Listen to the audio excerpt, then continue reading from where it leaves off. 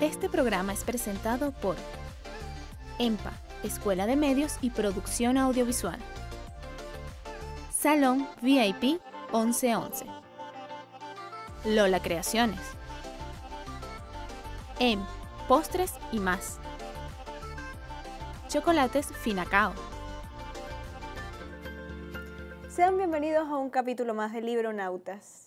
Con ustedes, yo, Chantal Rondón, les doy la bienvenida y también le doy la bienvenida a nuestra invitada especial, Mercedes Guanches, la cual estuvo acompañándonos la vez anterior en un capítulo llamado Leyendas Venezolanas. Por sus peticiones, bueno, hemos sucumbido ante ellas y por eso en este momento estamos haciendo una segunda parte de ese capítulo que ya les gustó y bueno, este es un regalito para ustedes, chicos. Ajá. Bien. La profesora Mercedes Guanches es especialista en literatura infantil y juvenil. Aquí está con nosotros. Vamos a darle la bienvenida. Hola, muchas gracias. Encantada de acompañarte nuevamente en tu programa, Chantal. Muchísimas gracias por su presencia nuevamente. El día de hoy vamos a conversar de otras historias, las cuales no nos dio chance en el capítulo anterior. Por ejemplo, la del Silbón, que posiblemente puede que nos acompañe el día de hoy por esas actividades paranormales que estoy presenciando en este momento. Y creo que lo estoy presenciando en este momento. Ay, no me gusta que me mires así con esos ojos. Creo que voy a tener que visitar al psicólogo si estas cosas siguen así.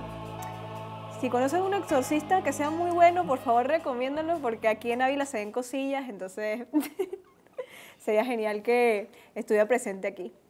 Bueno, pero antes que nada, vamos a hablar un poco del Silbón.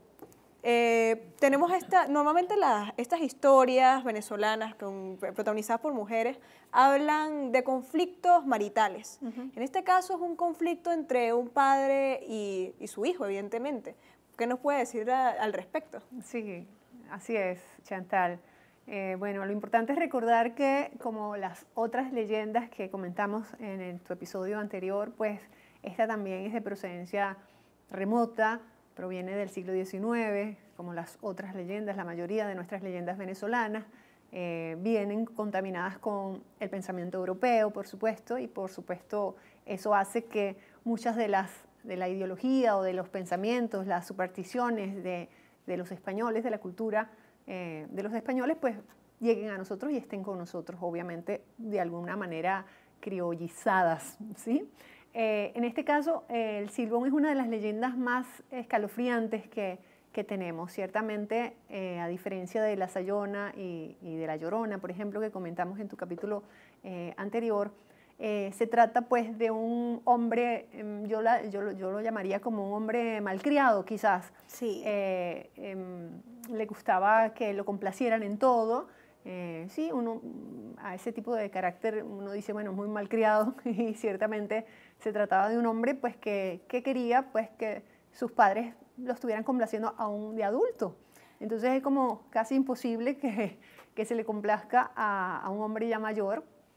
Este hombre tenía la costumbre de silbar en sus faenas y en sus quehaceres. Debo aclarar que esta es una leyenda que es del territorio de los llanos, de nuestros llanos, que por supuesto también se va a los llanos colombianos también, pero pertenece a la región llanera, ¿sí? Entonces está realmente ubicada en los estados Portuguesa, Barinas, Cojedes, ¿sí? Entonces estados llaneros que de alguna manera le dieron asiento a este tipo de leyenda. Pues en jornadas de llaneros, el chico se va a trabajar y le dice a su mamá pues, que quiere una comida en especial. La mamá no puede atender a su petición y por supuesto pues de malcriado y todo, también cierto arrebato lo conduce a matar al padre en este caso. Y meter sus huesos en un saco. Sí. Es muy interesante porque, de hecho, en muchas versiones se le trata de dar una explicación a sus conductas, argumentando que él sufre de algún tipo de, actualmente diríamos, trastorno, o de cierta condición que lo hace comportarse como un niño. Entonces, no sé qué opina usted respecto a estas opiniones que han surgido. No, seguimos hablando de arrebatos que forman parte de esa conciencia colectiva de la cual hablábamos anteriormente. Miedos ancestrales, ¿sí? Sí. Entonces podría estar ubicado allí también. No se trata solamente de que, bueno, era un hombre con problemas, sino que aquí aparece, digamos que un elemento que es muy común en los cuentos clásicos. Está el horror. Sí. El horror en este caso pasa porque, bueno, no solamente es un crimen aberrante como los crímenes que ya conversamos en el episodio anterior. Este, por supuesto, también es un crimen aberrante, pero tiene el aditivo del canibalismo. Entonces, sí. esta leyenda particularmente incorpora lo que es el elemento del caníbal. Se come las entrañas del padre. Muy parecido a recursos utilizados en Grecia, cuando vemos a padres devorando a sus hijos y a hijos devorando a sus padres.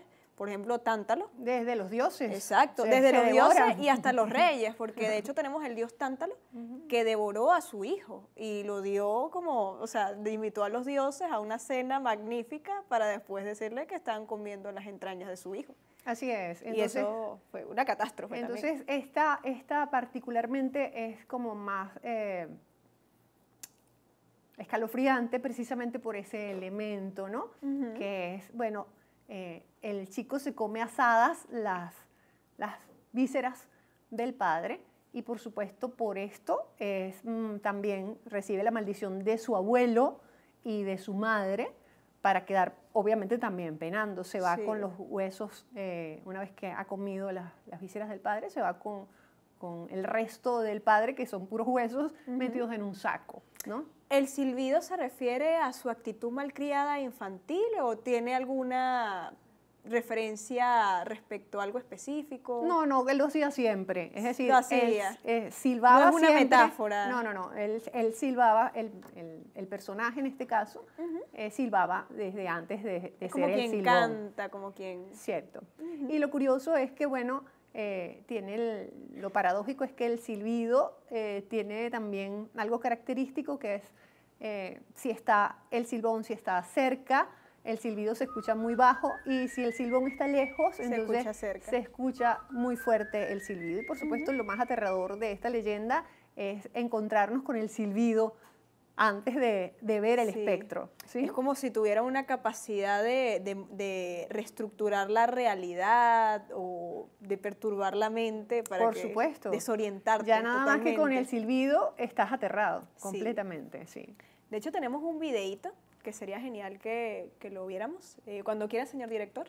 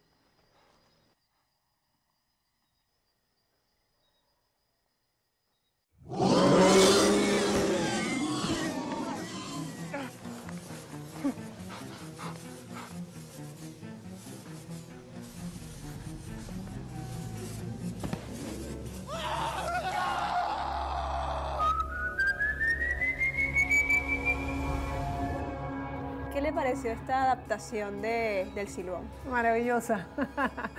Tiene realmente todo lo que describe ciertamente la leyenda, ¿no? Ese aspecto escalofriante y terrorífico del espectro.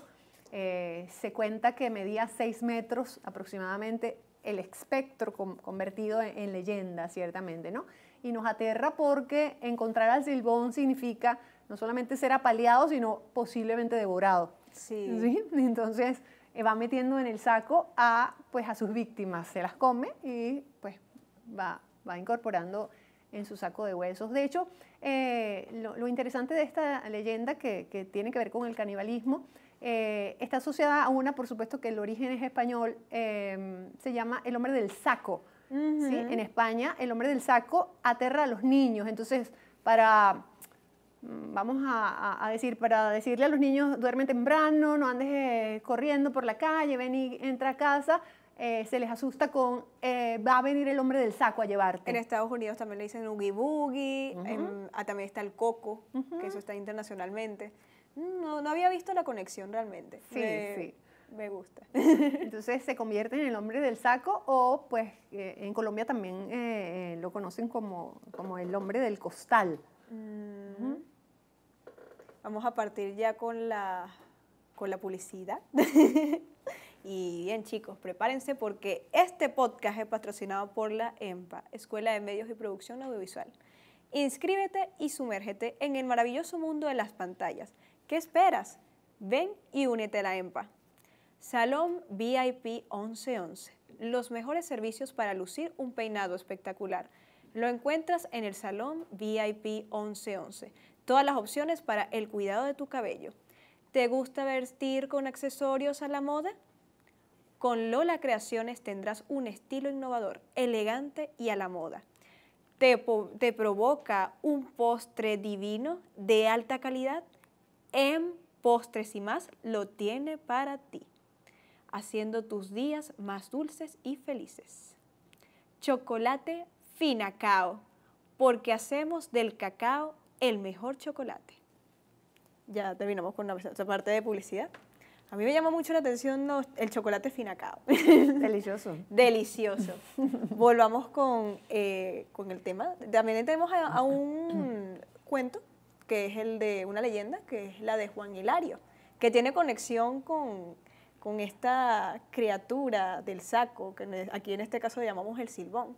De hecho, también a mí se me hace muy similar a la historia de El jinete sin cabeza, donde vemos, o sea, la adaptación estadounidense, donde vemos un hombre que no creyó y se le apareció la criatura nuevamente. En este caso también en la historia de Juan Hilario se le hace presente el Silbón porque no creyó en la leyenda. No, ¿quiere aportar algo respecto a esto? Bueno, ocurre como la mayoría de las leyendas. Juan Hilario es un apéndice del Silbón realmente, ¿no? Estamos hablando de la misma leyenda realmente, solo que ahora aparece un personaje descrito como Juan Hilario, que es también un parrandero, un bonchón, bebedor, le gusta pernoctar y por supuesto entonces se toma como el personaje que escarmienta a punta de palos. Entonces el Silbón se le aparece, por supuesto, no creía en la leyenda, le dicen no salgas hasta allá, no llegues tarde, ya esa fiesta no es para ti. Y bueno, resulta que efectivamente el Silbón se le aparece, bueno, entonces está prácticamente convencido luego de que el Silbón existe, pues se le aparece y ya deja de dudar, ¿no? Entonces recibe como un escarmiento a palos, entonces no es devorado por el Silbón, se salva. La leyenda dice que lo atienden unos amigos justamente a las puertas de la fiesta, de la hacienda, y él pues le cuenta el encuentro con el espectro. Sí. Que realmente es una anécdota inolvidable. Por supuesto, nunca más va a volver a salir de noche, nunca más va a beber, no se va a emparrandar. Es algo tan inolvidable como cuando nosotros escuchamos por primera vez estas historias. Usted, siendo educadora, ¿qué postura tiene respecto a cuando se le cuentan estas historias a los niños? ¿Consideras que es algo positivo porque los hacemos adentrarlos un poco al ámbito de la literatura? ¿O considera que es negativo por el hecho de que de cierta forma se les perturba cierta parte de su desarrollo? Es interesante tu pregunta. Muchas gracias, Chantal, por una pregunta tan importante. Yo como educadora y por supuesto como promotora de lectura, voto porque estas historias sean conocidas desde los primeros grados de la escuela, sin duda alguna. Desde tiempos remotos, diría yo, siempre ha estado como la diatriba puesta en el tapete de si los niños les conviene los cuentos de horror, por ejemplo. Entonces hay madres que evitan cuentos de terror porque los niños se asustan. Bueno, pero es que los miedos son naturales del ser humano. Entonces es importante, Bruno Bettelheim tiene un libro también muy conocido por la literatura infantil que habla acerca de los cuentos de hadas, y precisamente él es uno de los que aboga con fuertes investigaciones sobre lo importante que es introducir cuentos de miedo y de terror en la infancia, porque el niño va superando esos miedos en el contacto con esas leyendas, con esos cuentos, ¿sí? Los cuentos clásicos están llenos de horror, ciertamente, ¿no? Entonces, no hacemos nada realmente con evitarle, porque la vida tiene horror, la vida tiene situaciones tristes y lamentables, tiene muertes, entonces... Que tenemos que afrontarlas con la mayor valentía posible. Entonces, al contrario de lo que se piensa, es importante darle a beber a estos chicos desde pequeños este tipo de historias, ¿no? Y por supuesto, en este caso, para las leyendas venezolanas, sobre todo, porque forman parte de un patrimonio. Entonces, para alimentar ese amor por la literatura y por la literatura del país, es importante que desde las escuelas, desde los preescolares, los maestros estén llevando este tipo de historias, por supuesto, a todos los niños, de todas las edades. Sí.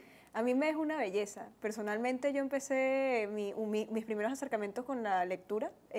Mi interés surgió a través de estos cuentos, más que todo por el morbo del no saber qué son, del querer saber de dónde vienen, qué es eso. Es que desde siempre, Chantal, vemos cómo a los niños les gusta que le lean, pero vamos a la cama y entonces nos tapamos con la cobija, pero hay cierto morbo precisamente porque forma parte de nosotros. Los miedos son naturales, ¿sí? Los miedos son ancestrales. Le tenemos miedo a los insectos, le podemos tener miedo a la oscuridad, le podemos tener miedo a los extraterrestres, en fin, podemos tener miedo de todo tipo, ¿no? Entonces es normal que lo vayamos como amansando, doblegando, domesticando esos miedos a través de estas historias. Me parece excelente. Sí. Usted es una excelente lectora, de hecho. Sí. Síganla en Instagram, señores. Esta mujer lee espectacular. ¿Nos podría deleitar con una de sus lecturas? Perfecto, chévere.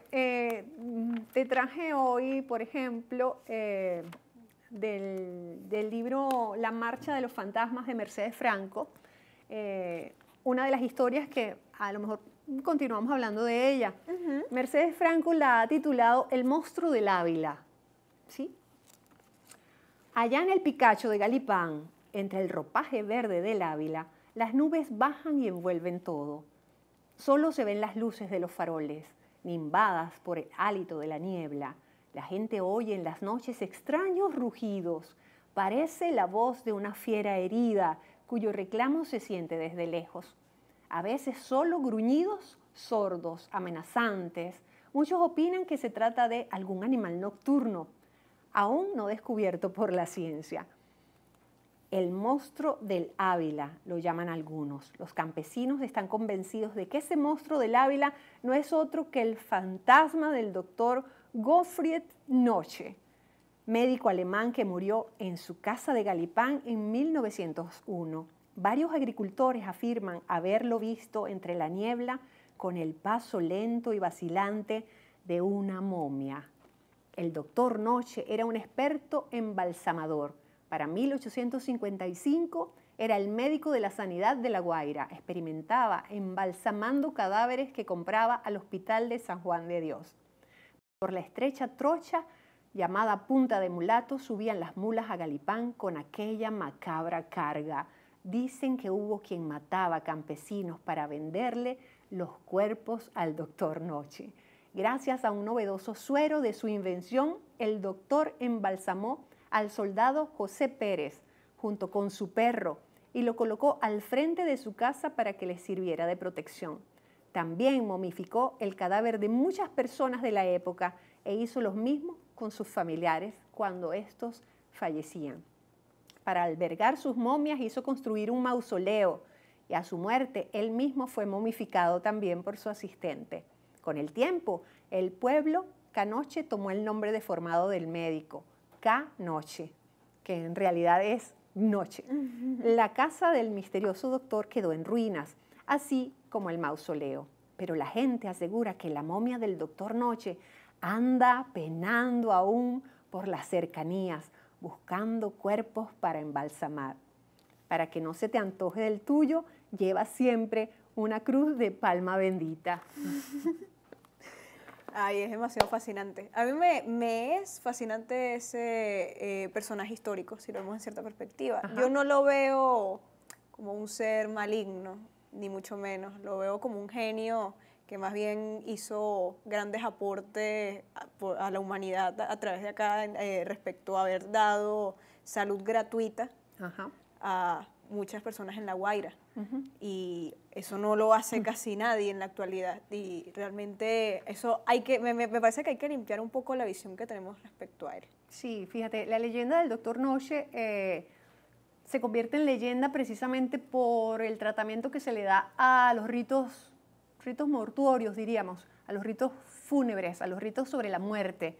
Entonces no estamos acostumbrados a ver cuerpos, ¿sí?, momificados, ¿sí?, a ver cadáveres que están de alguna manera perdurando a lo largo del tiempo. Entonces, de alguna manera, la leyenda empieza a nacer precisamente por eso. Se encuentran las momias del doctor, que fue más bien un adelantado a su tiempo, haciendo uso del embalsamamiento de los cadáveres y, por supuesto, encontrarnos con momias en las ruinas de donde habitaba, que era la hacienda Bella Vista, pues ha resultado para los habitantes de Galipán escalofriante, pues porque, bueno, de nuevo, no tenemos cultura para la muerte, como Sí. quizás en otros países sí lo hay. Tal vez lo vinculamos con los vampiros, con mitos antiguos del medievo incluso, que ni siquiera nos pertenecen, si lo vemos en cierta perspectiva. Y bueno, se nos ha acabado el tiempo. Estén pendientes con las cosas que estamos haciendo y ¡ay, no! Otra vez, ¿por qué? Cada vez está más cerca, no puede ser. Bueno, estamos en contacto, muchachos. Síganos en las redes. Mi nombre es Chantal Rondón. Con ustedes, Mercedes Guanches. Gracias. Hasta la próxima. Chao. Y este programa fue presentado por EMPA, Escuela de Medios y Producción Audiovisual. Salón VIP 1111. Lola Creaciones. Postres y más. Chocolates Finacao.